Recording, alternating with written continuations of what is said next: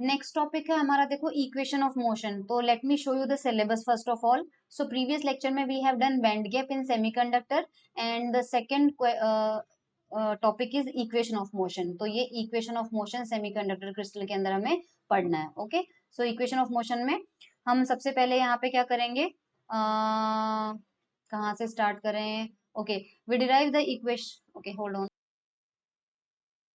So see, we derive the equation of motion of an electron in an energy band. Semiconductor की बात कर रहे हैं, किसी बैंड में कोई इलेक्ट्रॉन है, उसके लिए हम इक्वेशन ऑफ मोशन डिराइव करेंगे। We look at the motion of a wave packet in an applied electric field. तो सपोज हमने उस सेमीकंडक्टर पे इलेक्ट्रिक फील्ड अप्लाई किया है और वहां पे इलेक्ट्रॉन का वेव पैकेट है। Suppose that the wave packet is made up of a wave functions assembled near a particular wave vector के वेव वेक्टर का हमारे पास में वेव पैकेट है। द ग्रुप वेव पैकेट की जब बात होती है तो हम फेज वेलोसिटी की करते ही नहीं, हम ग्रुप वेलोसिटी की बात करते हैं।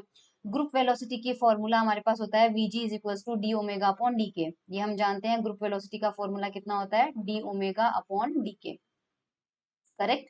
The frequency associated with a wave function of energy epsilon by the quantum theory is omega is equal to epsilon upon H cross. मैं एप्सिलॉन को एक बार ई लिख देती हूँ। सो हमारे पास में हम जानते हैं एनर्जी होता है एच क्रॉस ओमेगा। करेक्ट। सो यहाँ से अगर ओमेगा की वैल्यू निकालें तो वो कितना हो जाएगा, ई अपॉन एच क्रॉस। तो यहाँ से अपन डी ओमेगा निकालते हैं अगर, तो डी ओमेगा कितना आ जाएगा हमारा, D E upon H cross. और ये डी ओमेगा की वैल्यू अगर अपन यहाँ पुट करते हैं, सो यहाँ से देखो वीजी कितना आ जाएगा, vg is equals to d omega की जगह अपन क्या लिख सकते हैं, dE upon H cross, dE upon H cross. और नीचे क्या है यहाँ पे, डी के ऑलरेडी है ही है। सो हमारे पास में इसको लिख सकते हैं एच क्रॉस की पावर -1 ऊपर जाएगा तो एन डीई अपॉन डी के। सो ये यहाँ पे लिखा हुआ है ग्रुप वेलोसिटी का फॉर्मूला। या फिर ये वन डायमेंशन में है, अगर थ्री डायमेंशन में अपन को करना है तो के स्पेस में वन एच क्रॉस इनवर्स आ जाएगा। और ये देखो डी बाई डी के है, तो इसके तीन कंपोनेंट के स्पेस में क्या होंगे, तीन कंपोनेंट होंगे, डेल बाय डेल के एक्स, डेल बाय डेल के वाई और डेल बाय डेल के जेड। तो इस कंडीशन में हमारे पास यहाँ पे डेल ऑपरेटर आ जाएगा। और डेल ऑपरेटर किस पे अप्लाई होगा, एनर्जी पे अप्लाई होगा। सो एनर्जी पे अप्लाई हो जा रहा है, तो डेल एनर्जी, और एनर्जी किसका फंक्शन होना चाहिए, के का फंक्शन होना चाहिए। नीचे यहाँ पे डेल के नीचे के लिखा हुआ है, विच मीन्स कि यहाँ पर जो डेल ऑपरेटर लिया है वो के स्पेस में लिया है और एनर्जी के का फंक्शन है। यहाँ तक हमें कोई दिक्कत नहीं है। अब अपन आगे क्या करेंगे, देखो, suppose the work delta E, मैं एप्सिलॉन की जगह ई ले रही हूँ ना। ओके, इन्होंने ई इसलिए नहीं लिए क्योंकि आगे इलेक्ट्रिक फील्ड लगेगी। ओके ओके ओके, हाँ, एप्सिलॉन ले लेते हैं, ठीक है। The work delta epsilon done on electron by the electric field in the time interval delta t is given by this. अब ये वर्क डन निकाला है। वर्क डन हमारे पास में फॉर्मूला होता है, देखो, डी डब्ल्यू हमारे पास में होता है एफ डॉट डी आर, है ना। और work done on the electron निकालना है, बाय द इलेक्ट्रिक फील्ड निकालना है। सो इलेक्ट्रॉन के ऊपर इलेक्ट्रिक फील्ड ने कितना वर्क किया। करेक्ट। सो सबसे पहले देखते हैं कि इलेक्ट्रिक फील्ड उस इलेक्ट्रॉन पे फोर्स कितना लगाएगी। फोर्स कितना लगाती है, माइनस का ई, क्योंकि ई इलेक्ट्रिक फील्ड इलेक्ट्रॉन पे फोर्स लगाएगी माइनस ई। तो फोर्स का एक्सप्रेशन तो मिल गया, माइनस का ई इंटू ई।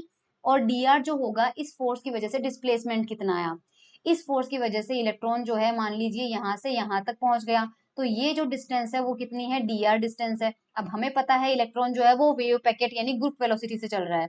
अगर वो ग्रुप वेलोसिटी से चलता है डेल्टा टी टाइम में, तो डेल्टा टी टाइम में डिस्टेंस का फॉर्मूला हमें, सॉरी, हमें डिस्टेंस चाहिए, डिस्टेंस का फॉर्मूला हमें पता है स्पीड इंटू टाइम होता है।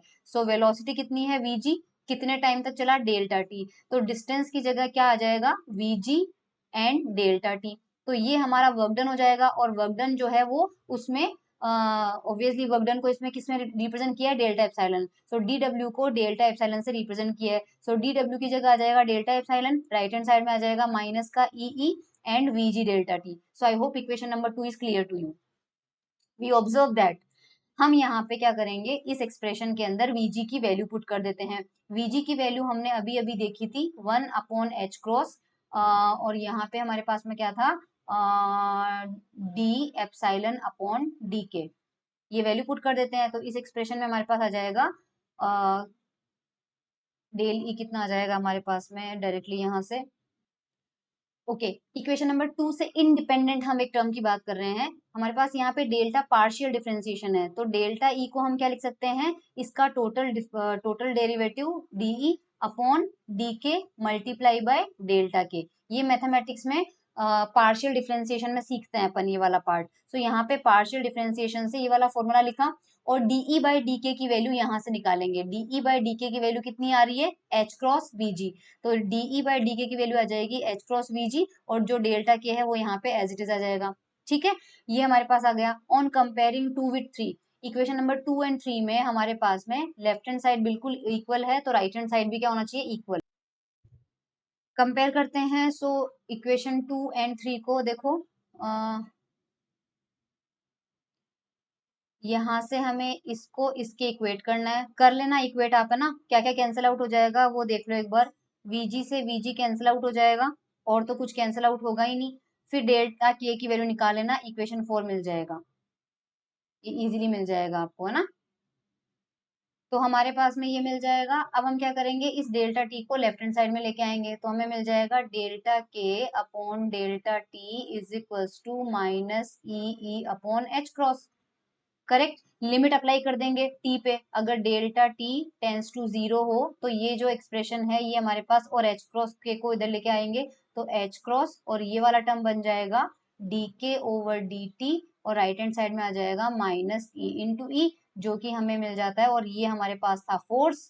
करेक्ट, सो हमारे पास सबसे पहले ये मिलेगा और उसके बाद में इसको फोर्स लिख देंगे and this is equation of motion.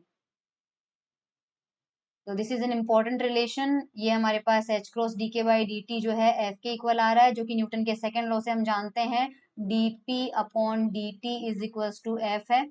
और या फिर इसको आप लिख सकते हैं F is equals to M है, which is equation of motion. ये इक्वेशन ऑफ मोशन हमारे पास में है। अब हमारे पास में अगर मैग्नेटिक फील्ड भी होती, ये हमने इलेक्ट्रिक फील्ड की प्रेजेंस में लिखा है। अगर हमारे पास में इक्वेशन ऑफ मोशन हमें लिखनी होती इलेक्ट्रॉन की ग्रुप वेलोसिटी, मान लीजिए v है, vg नहीं है v ले रहे हैं, कांस्टेंट मैग्नेटिक फील्ड है, तो सीजीएस और एसआई, सबसे पहले एसआई देख लो क्योंकि एसआई इजीली होता है। मैग्नेटिक फोर्स लगता है q v cross B. Correct, so q की जगह आ जाएगा माइनस का ई वी क्रॉस बी और एच क्रॉस डी के बाई डी टी, ये एसआई यूनिट में हो जाएगा। और अगर हमें सीजीएस गाउसियन यूनिट में लेना है तो हमारे पास एक्स्ट्रा सी का टर्म आएगा। एंड अगर हम यहाँ पे वीजी का एक्सप्रेशन रखें, देखो अगर अपन यहाँ पे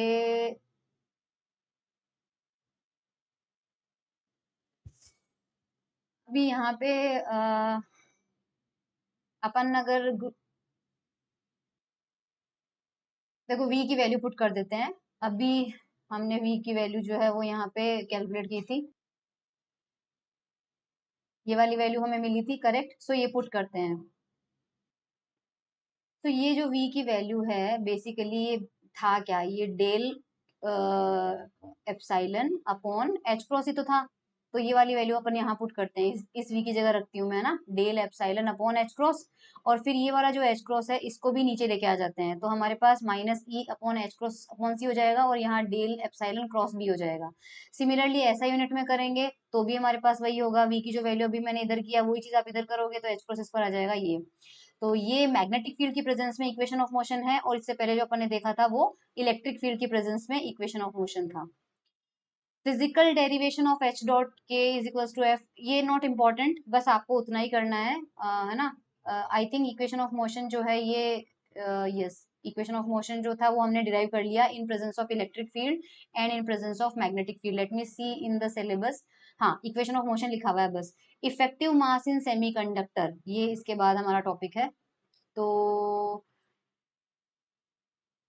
क्योंकि मैं देख लेती हूँ एक बार इसमें कुछ छूट तो नहीं रहा ना, फिजिकल डेरिवेशन का मतलब क्या है, या नॉट नेसेसरी। हाँ,